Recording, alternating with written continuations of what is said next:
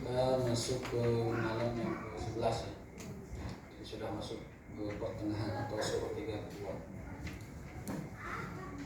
Dan sangat disayangkan ya, beberapa masjid yang tadinya membludak penuh, bahkan yang saya amati sampai sholat di pinggiran masjid, sekarang tinggal 2 saf. Ada yang sadar seperti itu. Kalau bahasa iklannya itu semakin di depan. Ya, jadi semakin di depan. Kalau menjadi istilah motor itu ya. Atau istilah lain, kalau sudah pertengahan Ramadan mendadak masjid ngalegaan. Kemudian sudah mulai berani warung-warung makan nasi terbuka, meskipun ditutup pakai kain tapi banyak yang makan. Alhamdulillah. Mungkin mereka mengira bahwa itu tidak berdosa, padahal menyediakan makan orang batal itu dia menanggung dosa-dosa orang batal itu, terus juga tidak mengurangi dosa yang membatalkan puasanya. Itulah gambaran yang sangat sederhana yang kita jumpai hari ini pada umat kita. Buah dari al-jahl, buah dari kebodohan ataupun ketidakadaan ilmu pada umat yang kita perhatikan. Saya teringat perkataan Imam Malik rahimahullah taala. Imam Malik bin Anas itu julukannya adalah Imam dari Hijrah, Imam kota Madinah, pendiri mazhab Maliki, gurunya Imam Syafi'i.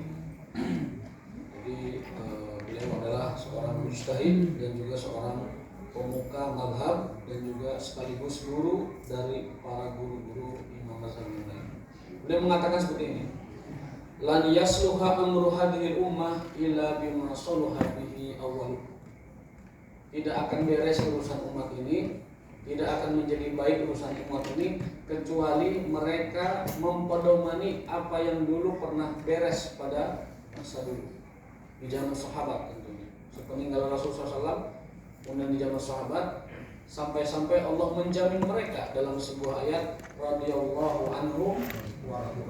Mereka adalah orang-orang yang Allah ridhoi dan mereka pun ridho dengan Allah SWT. Itu derajat yang paling tinggi yang dicapai oleh manusia, yaitu Allah meridhoi mereka dan mereka pun ridho kepada Allah Subhanahu wa taala. Al-Imam Al-Qurtubi, seorang ulama tafsir, pemilik tafsir Al-Qurtubi, beliau juga termasuk pengikut mazhab Maliki, artinya muridnya Imam Malik, namun terpaut jarak yang jauh. Beliau mengatakan seperti ini: khasaisul mujtama as-sahabi khamsatun. Ada 5 karakteristik, 5 kekhasan, 5 keistimewaan, 5 ciri khas dari masyarakat sahabat. Ya. Kalau kita mempedomani itu, maka kita akan menjadi masyarakat seperti masyarakat sahabat. 5 ciri khas, 5 keutamaan, 5 keistimewaan yang patut dipedomani oleh kita dari mereka. Yang pertama, karakteristik masyarakat sahabat dan juga tabi'in yang dijamin oleh Rasul sebagai generasi terbaik, sebaik-baik masa dalam masaku, kemudian masa setelahku dan masa setelahku, yakni generasi sahabat dan tabi'in. Generasi yang dijamin oleh Rasulullah. Yang pertama, karakteristik mereka adalah luzumul jamaah. Mereka senantiasa loyal, konsisten, komitmen, kemudian taat kepada yang namanya jamaah. Jamaah bisa 2 arti. Jamaah artinya adalah persatuan umat, dan juga jamaah bisa diartikan sholat berjamaah. Jadi ciri khas masyarakat sahabat dan tabi'in, jika kita ingin mempedomani mereka, adalah yang pertama, luzumul jamaah. Senantiasa kita ada dalam saf-saf sholat jamaah. Karena itu merupakan puncak ataupun inti dari kejamaah kita di masjid, di dalam saf-saf salat. Itulah karakter yang pertama. Yang kedua, ihya sunnah. Mereka senantiasa menghidupkan sunnah-sunnah Rasulullah SAW. Bahkan ada hadisnya, barang siapa yang menghidupkan sunnahku di saat orang meninggalkannya, falahu ajru mi'ati syahid. Dia mendapatkan keutamaan pahala seperti 100 mati syahid. Kita menegakkan sunnah di saat orang banyak meninggalkannya, maka kita mendapatkan pahala keutamaan seperti 100 mati syahid. Tentu kita ingin semua Jangan 100, satu aja mati secara syahid sangat kita idam-idamkan. Apalagi ini 100 manusia. Dalam hadis lain bahkan barang siapa menghidupkan sunnahku maka dia akan bersamaku kelak di surga. Itu yang kedua, ihya sunnah, menghidupkan sunnah Rasulullah SAW. Di Ramadan banyak sekali sunnah Rasul yang mungkin orang sudah tidak abai atau tidak melakukan lagi. Di antaranya nanti mungkin ada sunnatul i'tikaf, ada sunnatul khatmil Quran dan seterusnya. Yang ketiga adalah tilawatul Quran. Karakter masyarakat sahabat dan tabi'in yang ketiga adalah tilawatul Quran. Senantiasa mereka itu hidup dengan membaca Al-Quran. Tilawatul Quran. Ini adalah karakteristik yang ketiga. Ada pertanyaan masuk. Apakah benar ada perintah kita mengkhatamkan Quran? Atau berapa seringkah sepatutnya kita khatam Quran?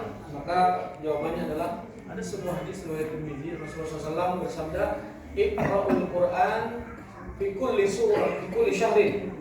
Khatamkanlah Al-Quran sekali sebulan. Baik di Ramadan maupun di luar Ramadan. Terlebih lagi di Ramadan. Karena dulu ada sahabat yang mengkhatamkan Quran sehari semalam. Ada yang 2 hari 2 malam. Oleh Rasulullah SAW dicegah, jangan, kalau itu terlalu cepat bagimu. Lalu berikan rukhsah seminggu atau mungkin ada yang lebih cepat lagi, enggak. Maksimal 3 hari. Maksimal 3 hari, sedangnya seminggu, pasnya sebulan. Di luar Ramadan atau di Ramadan kita diperintahkan mengkhatamkan Al-Quran minimal sebulan sekali. Iqra'il Quran fi kulli syahrin. Khatamkanlah Quran 1 bulan sekali. Berarti itu hitungannya 1 hari 1 juz. Kalau dibagi 5 waktu sholat, berarti setiap sholat kita membaca 2 lembar Al-Quran.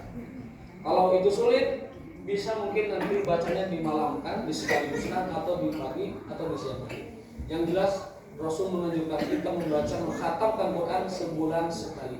Itu ciri khas generasi sahabat dan tabi'in yang merupakan generasi yang dijanjikan oleh Rasul sebagai generasi terbaik. Yang keempat, ciri khas masyarakat sahabat dan tabi'in yang keempat adalah imaratul masajid, memakmurkan masjid. Tentunya memakmurkan masjid dengan sholat, dengan taklim, dengan tilawah, dengan muzakarah, dengan mudarasah dan lain sebagainya, dengan i'tikaf dan lain sebagainya. Maka apabila kita ingin menjadi masyarakat ideal seperti masyarakat sahabat yang digambarkan oleh kaum orientalis seperti ini, tidak ada atau tidak akan pernah ada dalam sejarah umat manusia masyarakat atau komunal atau sosial yang lebih baik dan lebih hebat dari masyarakat sahabat Rasulullah. Itu diakui oleh timur dan barat. Maka kita pun yang paling berhak mengikuti mereka hendaknya mengikuti mempedomani apa yang ada pada sifat-sifat baik mereka. Dan di antara sifat baik yang keempat adalah imaratul masajid, memakmurkan masjid. Dalam ayat disebutkan hanya orang-orang beriman yang mau memakmurkan masjid. Dalam hadis disebutkan lagi, jika kau melihat ada seseorang mondar-mandir ke masjid, berangkat sholat, pulang seterusnya, kata Rasul, ishhadu bi annahu mu'min, saksikanlah dialah orang beriman. Jadi kalau ada kita melihat orang mondar-mandir ke masjid, pulang balik terus ke masjid, maka kata Rasul, saksikanlah itulah orang beriman. Dalam hadis lain disebutkan, di antara 7 orang yang dilindungi oleh Allah di hari yang tidak ada naungan di padang mahsyar, saat matahari didekatkan, saat setiap orang mandi keringat, kepanasan dan kepayahan, ada 7 orang yang diberikan naungan oleh Allah yang tidak ada naungan selain naungannya. Di antara satu dari yang 7 itu adalah rajulun qalbuhu mu'allaqun bin masajid. Seseorang yang hatinya senantiasa terpaut, nyangkut, nyantol ke masjid. Itulah orang yang nanti dapat naungan dari Allah Subhanahu wa taala. Wal akhir, yang merupakan karakteristik atau ciri khas masyarakat sahabat yang dijamin kebaikan oleh Rasul adalah ad-da'watu ilallah. Senantiasa dalam dirinya ada ruh, ada semangat, ada spirit mendakwahkan agama Allah. Tentunya dengan kapasitas dan keterbatasan kemampuan yang ada pada diri masing-masing. Kita punya ilmu agama sedikit, sampaikan sedikit.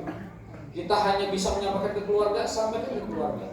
Ke anak kita terutama yang menjadi tanggungan dan kewajiban kita, kepada istri, kepada keluarga dekat, keluarga besar dan seterusnya. Yang jelas jika umat Islam sekarang hidup dalam prinsip dakwah ilallah, maka tidak akan ada orang yang terabaikan tanpa tersentuh oleh ajaran dan nilai-nilai dakwah ilallah subhanahu wa ta'ala. Dan jika itu dilakukan secara efektif, maka apa yang disebut dengan badatun thayyibatun wa ghafur akan kita peroleh, dan kita hidup seperti kita hidup di zaman sahabat radhiyallahu ta'ala anhu, yang mana Allah menggelari mereka sebagai generasi yang Allah ridho pada mereka dan mereka pun ridho pada Allah, yang tentunya nanti di akhirnya adalah masuk surga Allah subhanahu wa ta'ala. Amin ya rabbal alamin. Aku mohon kita tutup. Subhanallah wa bihamdika asyhadu an la ilaha illa anta astaghfiruka wa atubu ilaik. Wassalamualaikum warahmatullahi wabarakatuh.